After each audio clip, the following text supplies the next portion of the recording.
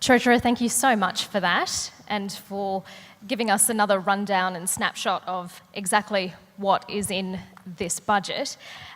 If I can start with the surplus, which this year is mainly thanks to coal royalties, and it becomes wafer thin next year as the impact of Cyclone Debbie becomes fully realised. If exports like coal, sugar and cattle are hardest hit, what does that mean for the regions? Well, I think it's important to look at the surplus for 2016-17. It's come in at $2.8 billion, and it is the biggest in a decade. We've made no secret of the fact that that's certainly strong coal rebound, which has helped with that. But we've also managed to utilise more than $750 million, which has been taken out of that surplus, to put back into electricity users in Queensland. So when the QCA came out with this recent determination, we spent $750 million to actually ensure that we lowered the price rise, which was going to be 7.1%. We reduced that down to 3.3%. So what that means for regions is we're going to see people with lower power bills than they would otherwise have experienced, and that includes a halving of what businesses would have expected. When you look at what happens into the current, or the 17-18 year, yes, it's a very small surplus, $146 million. But what you'll also see is the investments we're making into regional Queensland. It's why the surplus is smaller. We're making sure that we've got a major piece of infrastructure or a major project in every one of our major provincial cities, and that's going to help drive additional investment. So what all of this means for regional Queensland is that it is still a very, very big focus for our government. We want to see this growth story, we want to see all of the pickup in employment that we've seen, particularly in the southeast, shared right across the state, and that's one of the key features of the budget. I would like to invite all of you to think about some questions that you would like to ask the Treasurer, because there will be plenty of time at the end for you to ask your own questions. So if, as the Treasurer is speaking, something piques your interest and you think you'd like to ask a follow-up question, or if there's something particularly top of mind that you'd like to ask, please keep it in mind. We will have microphones going around later on for you to ask your own questions. But let's stick with the regions for a moment, Treasurer. And CEDA produced a report last year that argued more migrants should be settled in regional and rural areas in Australia. Of course, migration is the remit of the Commonwealth. But do you think the state government would support any shift in policy to encourage new settlers to regional Queensland? And do you think there's a role for the state government to play in encouraging that? Well, I think absolutely. I mean, we already do play a role. You mentioned that immigration is the remit of the federal government, but we also have a skilled and business migration unit in Queensland, which focuses on exactly what it sounds like, having people in the skilled stream who are needed in occupations which are in short supply, and people who are coming as business migrants or investors. And in those schemes, it's already built in that we are trying to attract more people to regional parts of the state, and there are specific visa classes or subclasses that do that. The benefits of that are quite enormous. Often it'll be argued where if you already have a significant unemployment concern in regional parts of the state, that adding more people to that is only going to make it worse. But what we see is the whole social fabric changing. We see sometimes different roles that are sometimes hard to fill because locals won't fill them, being filled by people who may be coming in with big eyes looking for that opportunity. So we believe that, yes, there is a role to play, but of course, it's also got to be supported with the sort of regional infrastructure that would actually have the growth occurring. So, we've been very, very clear that the federal government have a big role to play in terms of supporting regional infrastructure. We can say, hand on heart, we think we've got a pretty good working relationship with them when it comes to our roads, the National Highway, the Bruce Highway. We've managed to get some very good work done. But it seems like the good feel relationship stops there, and there's a lot more I think that can happen, and particularly from where I'm from. I'm in far north Queensland, but the Northern Australia policy, as a policy, has bipartisan support. Everyone recognises the enormous untapped economic development opportunities that can happen there. We'd like to think that we could see some more money flowing from the federal government to support that private investment, and also to support state projects of significance. CEDA's also looked at improving service sector productivity, and tourism is such a huge part of the Queensland economy. The report that CEDA produced recommends that educational, vocational and training systems be geared to provide more high quality support for the sector. Is the current policy framework and funding enough to upskill those people who are working in the tourism sector? Well, what we had seen is when there was a big decision by the federal government to essentially cut the 457 visa program, there was a new nexus, funding nexus created there in terms of skilling and training. And so what that meant is that for those businesses who were going to continue to hire 457 workers, there was going to be a fee that would then be put directly into a funding bucket which would be supporting state and territory governments. I'm not sure I like that funding nexus because ultimately you do need to have skilling and training funding as it should be there, and that is regardless of how many overseas migrants are coming into the country.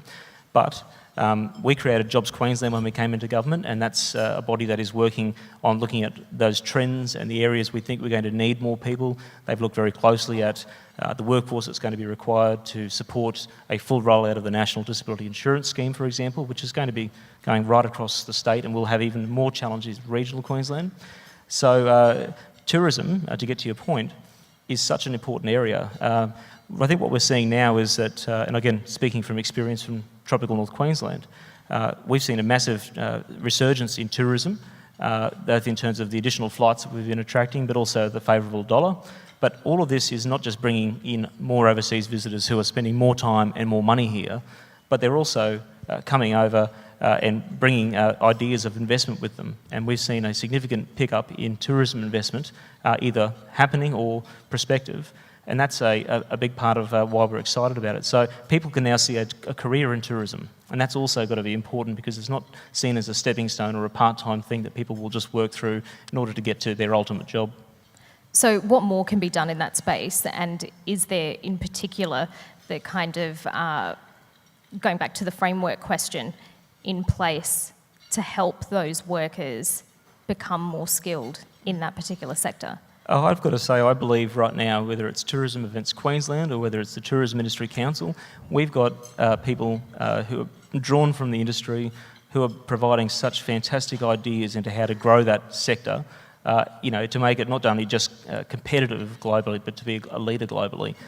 From the training perspective, it's still going to come down to just how well we operate our government's training areas such as TAFE.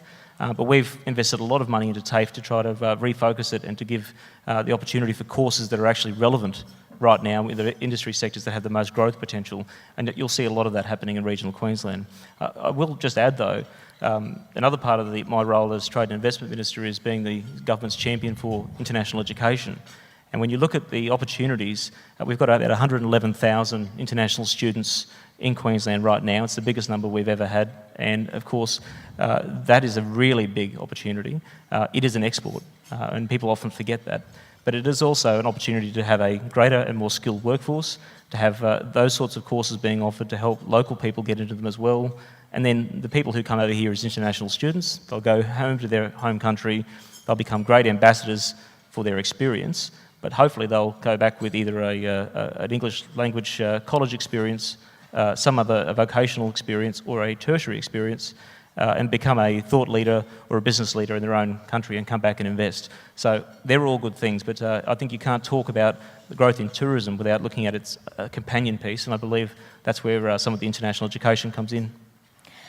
Okay, Treasurer, there's been a lot of talk in the last week about that almost $5 billion in regional infrastructure spending that you've announced, and there's also plenty of money for projects in two inner Brisbane seats, those held by Jackie Trad and Grace, prompting accusations of pork barrelling from the opposition. Ahead of the election, you're really fighting on two fronts, aren't you? There's the One Nation vote in the regions and the Greens vote in the city. Look, first of all, when I prepare a budget, I'm preparing a budget to get good economic outcomes and maintain the state's finances. But look, the political reality is that this is going to be a very, very hotly contested election. I think it's important for people to note that when you saw what happened in the Western Australian election, people said that the Pauline Hanson's One Nation Party didn't do as well, as everyone thought. I think she's fighting on home territory in Queensland. It's a different scenario. Queensland's regional centres are different to Western Australia because they're not really a decentralised population. So there's a lot of different issues and pressures at play. But I think that's the important thing for any government to do, is to get that balance right between, first of all, making decisions which are the right decisions, not playing politics. But you've got to recognise that there are pressure points there. We believe that we can be good custodians of the Great Barrier Reef and still go and support a project like the Carmichael mine because of the jobs it may create. And there's probably a lot of people who disagree that you're able to do both things at once. Sure, but I mean, I answer that in one very simple way, and that is, I talked earlier about the importance of our energy debate that we've got to have in this country. Now, yes, coal from that particular project was going to be predominantly exported into India, with maybe 20% going into other markets, but we're not planning on building new coal-fired power stations. So the point is, what we've got to do, and that's why we've created our new resources framework, we're going out very proactively trying to get the jobs and investment that will go with developing the Galilee Basin, the Surat Basin and the Northwest Minerals Province. But also, a big part of that is including more domestic gas reservation and that focus on gas to ensure that it can be used as a transitional energy to get where we need to do with our hopefully having 50% renewables penetration by 2030. And do you want to address the funding in the inner Brisbane seats? Oh, sorry, not trying to avoid your question. It was a very broad question. No, look, that's those sort of accusations are sort of like saying that you should go out of your way not to fund things that are actually in government-held seats. I mean, if we were to take that approach in regional Queensland, and that question came up during the week as well. Look, we've got members government members in Cairns and Townsville, in Mackay, in Rockhampton, and Gladstone. Now, it would mean me, as Treasurer and the government, not agreeing to fund major projects in those centres because it may seem to be that we're supporting government members. I think all of the evidence is there that that's exactly what we should be doing right now. In the case of the additional investments in these seats, I'd simply say that, look, if you look at the education side, anyone can tell me that Brisbane State High isn't bursting at the seams and we need to have a bigger think about what we can do with inner city education. Come and see me, because I think it's a very important initiative and one that I think is going to set us up very well for the next decade. Well, that's exactly it, because you're not going to see any return on that investment for quite some time, certainly not in this election cycle, let alone the next one. So is it worth it? Well, I think you just answered the question. You don't always make decisions on what's in the best political interest, you make them for what's in the best interest of the community and the state, and I believe that's exactly what we've done. Okay, we'll open it up to questions from the audience soon. Does anyone have a question? If I can just ask if you can say your name, Sure. Which company you're from, that would be great. Thank you. So, Rob Jones from KPMG, Treasurer. Thank you for your presentation this afternoon. I wanted to wish your wife a happy birthday. I hope you send her flowers. Thank you, I'll pass that on. My question is really around the energy plan for Queensland, and with the Finkel review recently released, and I know it's being considered by all parties, but one of the considerations in there is trying to get more coordination and cooperation across the states in terms of policy. Just wondering your thoughts firstly on the Finkel review, and then secondly, how you think it'll play into the Queensland Government's policy around energy. And I know the energy plan that you've put out is quite comprehensive, so perhaps you could talk a little bit to that. Thank you. Oh, thanks for that question. Look, just briefly on Finkel, I mean, I think it's a very comprehensive report, and I think there's something in that for everyone, even people who wish to try to take some elements of it and make it work their own way, and vice versa. Look, what's one of the clearest takeouts for me is that the Finkel review talks about having about 42% renewables penetration by 2030.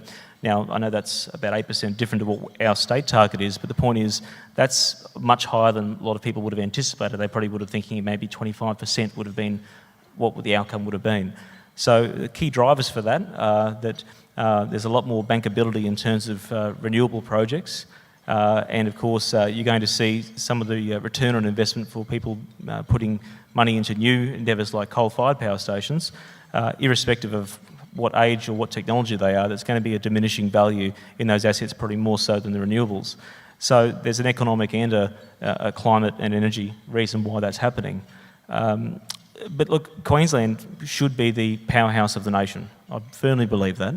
We have the natural resources, the energy resources to do wonderful things, and there's a very, very distinct line that's been drawn which is not only from a state Labor perspective, but also now a state LNP and a national coalition perspective around the future of baseload power in North Queensland.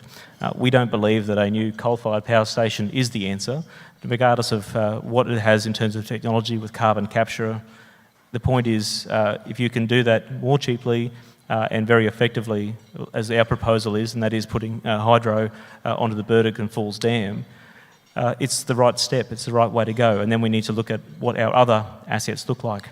We've gone down this path so much that we're now investigating what it could look like, given that we've retained government ownership of our electricity assets, in terms of our generation companies, our transmission and our distribution.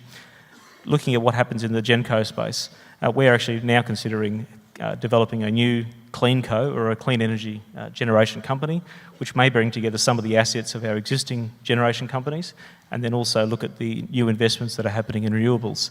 And that's going to provide additional competition into the marketplace, which we hope will have some downward pressure on the wholesale price. One of the other key initiatives out of that Powering Queensland plan that we did announce was that we put a direction to Stanwell Corporation to take regard to the broader Queensland economy and community. They're playing under the national electricity market rules, and they're acting commercially, so they're doing their job. But we'd like to see that they have greater regard, particularly during peak periods. And what that saw was, when you looked at the futures market, we saw on day one a 13% drop in the wholesale price, and we've seen that consistently hovering between about 7% and 10% over the last couple of weeks. So we've actually not only put downward pressure on wholesale electricity prices in Queensland as a result of this announcement, it's also had some impacts into New South Wales as well. Another question? There's just behind you at table 16.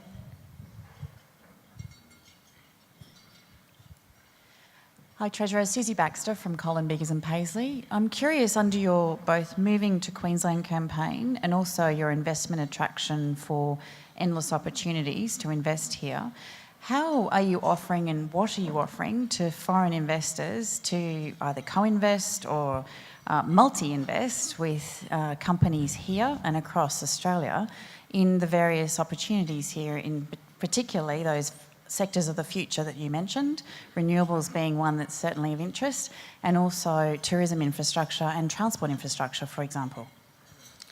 Thanks, Susie. Look, in the energy space, another one of the part of the plan that we announced for Powering Queensland is a reverse auction, a 400 megawatt reverse auction, which is going to have a focus on solar, but also other renewables. And we believe that that's going to be of great interest, not to just domestic investors, but also foreign direct investment as well. The idea about Move to Queensland is not new. Everyone's tried it. We had previous state premiers, some who might now be having a key role in the Commonwealth Games, be very loud and proud about Queensland and offer significant investment incentives. We've had for the last year our Industry Attraction Fund, which has bought Southern Oils, now Northern Oils, with a significant investment into Gladstone. And only the other day, we've looked at a Bioprocessing Australia plant, which is about an $8.6 million investment out of a new $50 million overall investment around the Mackay area, which is very exciting in terms of what can happen with biorefining. That's going to create about 115 jobs. So we're already doing that work. But I think when you look at the housing affordability picture across Australia, clearly Brisbane is far more affordable in terms of the percentage of your income that's going to servicing your level of mortgage, and property prices here are steadily climbing as opposed to seeing the boom bust that we've seen a lot more in other states. So we believe housing affordability is going to be a key part of that. There will be an advertising campaign and a very big promotion that we'll be putting forward, and I can't give you that today. That's something you'll have to wait and see. But ultimately, it's a very clear message that with the competitive tax settings we've got, the incentives that we're offering, including in Brisbane, looking at the price for A-grade office accommodation still at very, very affordable prices, as well as then you're going into regional Queensland, it's even more affordable. There's a lot on offer there. There's another question just at table 42. Good afternoon, Minister, and kia ora. Greetings from New Zealand, because that's where I come from. My company's Ulrich Aluminium. My name's Gilbert Ulrich. I came to live in Queensland and invest here, and want to tell you things have changed since I got here. Minister, I'm quoting from the KMPG, who did a report on your budget, and something concerns me is the fact that I'm now a foreigner here because I'm classified in the group of people that pay a 4% purchase on land here and property or business, I'm not sure because I haven't got to the bottom of it, and that is going to be increased by 1.5%, and I don't think that's very bipartisan, if I can use your own word. New Zealanders like to give Australians a fair go, and quite frankly, you come to our country, we won't charge you those taxes you're putting onto my company in places like Townsville, all through northern Queensland where I have branches, and they're struggling for survival. And I think this is a bit of a rip-off, mostly using a Kiwi expression, and I wonder if you're going to look at this and don't make me a foreigner in Queensland, because the federal government doesn't do it that way. Yesterday my wife left to New Zealand and she didn't have to fill out a departure card. I think that's bloody marvellous. About time the countries joined together. So, thank you. This is about the absentee land tax surcharge. Yes, look, first of all, I'm not going to do a Bob Hawke floating having the 7th and 8th states of Australia or anything along those lines. But what we are trying to do, and you will see this at the federal budget as well as the Victorian budget, that there is a greater emphasis being placed on absentee landowners. Look, it's for some time we believe that there's been one of those key pressures that could be putting concern and pressure on particularly households. The last budget I put in, we put in a transfer duty surcharge on foreign acquirers of property. That was following what had happened in New South Wales and Victoria. Both of those, however, have now put their rates up to 7 and 8% respectively. We've put ours in place once, we haven't put it up again. And so it goes to the question that was asked earlier about what will be of interest to people either moving interstate or overseas. It's going to be more affordable to do that in Queensland than it would be in the southern states. Look, I appreciate the commentary.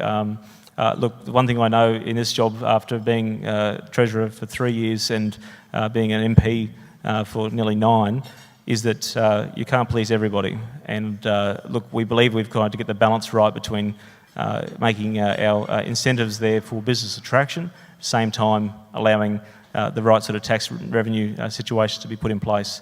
We did put a very clear pledge to the people of Queensland before the last election that we would adopt the revenue policy settings, the indexation policy of the previous government, a 3.5% indexation. We've done that, and it was to not introduce new taxes, fees and charges onto Queenslanders, and we've also achieved that. I did announce in the budget, which may not have gotten as much airplay as some others, but from 2019-20 we'll be changing that indexation policy, the one that we adopted from the previous government, from 3.5%, it's going to come down to CPI. So there is, maybe on one hand, there's been a tax rise for yourself and your situation, but we hope that over the longer term that CPI indexing will provide some relief. Just to go back to the questioner's point, would you ever look at exemptions for, say, New Zealanders because of the proximity and our close relationship? Look, I'm happy to take that question on notice and have a closer look. But look, ultimately, our role is to try to get the best settings that can apply to most everyone. And I think as soon as you put an exemption in place for New Zealand, I think there'll be other nearby people in the Pacific and in Asia who may also think that they've got a card to play. So I appreciate the question. Maybe they should let the Wallabies win the Bledisloe this year that's as well. a very good point, Karina. After losing to Scotland, anything that involves the Wallabies we might actually have a look at. Any more questions? Does anyone else have a question if they'd like to raise their hand? Just up here at the front table, we'll just wait for the microphone to come to you. In the meantime, Treasurer, I'll just ask, I'll ask another question. And you talked in your presentation about Advanced Queensland, which has been hugely successful and very well supported by the technology sector. How do you continue to support startups while also allaying the concerns of many workers in the electorate who fear that their jobs might be replaced by things like automation? Look, that's a really good question. I think if you go back in history, though, and you look at when you have seen automation, I mean, I think Henry Ford's assembly line, production line was meant to be killing off, I don't know how many jobs, I can't remember what the figure was.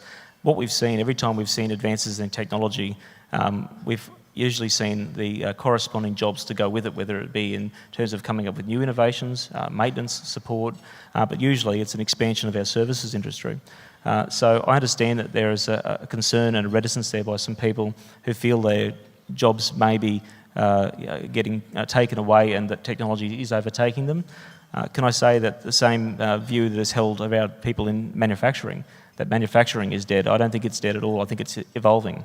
And so what we've got is some money in the budget to actually look at people who are in potentially old industries looking to retool and retrain themselves, particularly people at the mature end of the workforce spectrum, because I think that that's really important that people aren't left behind in our economy. What are we doing in Advanced Queensland? Well, we're going to continue to push the envelope and try to attract as many venture capitalists, as many people into startups as possible. And from what I've seen, I think we've got a very, very strong ecosystem here now, and that was evidenced at the fantastic outcomes we had, I guess, in terms of attendance and support at the Myriad Festival, which sadly got affected by floods. But I understand that there was many deals done when people went back to their hotels, went to the bar, and got a few things arranged. But the point is, there was a great outcome there, that there is, innovation, startups are alive and well in Queensland, and that's something we have to factor if we're going to be competitive on the global stage. Okay, we'll take the question. Hi, Treasurer. Andy Spink from Downer. Can you elaborate somewhat on the Cross River Rail project in terms of timescales, perhaps contracting strategy that you're thinking of, and types of works packages that are going to be included within the Cross River Rail project? Sure. Well, I understand that I think the Deputy Premier is going to be addressing the group in the near future, and she certainly is the most passionate advocate for Cross River Rail there is. Look, this, as I said, it's a $5.4 billion investment. We've already announced as of last week that we're undertaking early works with the GoPrint site over at Wollongabba. That demolition work is going to be underway in the second half of this year, and contracts are being let. I think they've already gone out for expressions of interest. That's the first major piece. Beyond that, we are going to be looking to go to market in terms of ensuring we have final design and alignment. We've got the Cross River Rail Delivery Authority in play, which brings together a number of experienced people from around the nation who have a very, very important contribution that they can make, including the federal government, who have a seat at the table there. By the way, we're still not saying that we won't get any federal funding. We just believe that this commitment needed to be made to ensure that the confidence was there that the project was going to go ahead.